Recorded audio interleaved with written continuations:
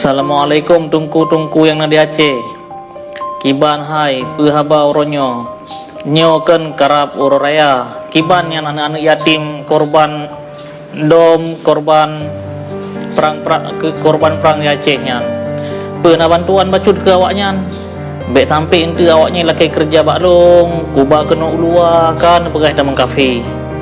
Nyan terkhususkan daerah-daerah merdu nyan. Pidi dari Tiro sampai Merdu Pidi Jaya nyan kan anak yatim korban gam anak yatim gam nyan kan payah nu permen mandum nyan menyohan nu permen yang ke lagi nyan bahlung yang permen kawak nyan bahlung yang minta kerja kawak nyan bah hijak kena luar bah kerja teman tu kan kai kerja totongan long ino kan kai tamang kafe be telah long karena kan menyokai jangan long pasti hawai thai karan kehidupan long kiban kelakuan lung mengubah dah buat elung damang Kristen kiban habalung Cino kiban habalung awai nyan duku be awai pegah tiba rukuk sama-sama tapi secret kafan sabok rendah menyolong meninggai anak lung anak dro ke menyodro ke meninggai anak dro ke lagi anak lung nyan aci membuktikan uro-uronyo duku be sampai kan lagi yang kana getah le anak-anak korban anak-anak gam yang kan yang ka ayah yang meninggal yang kan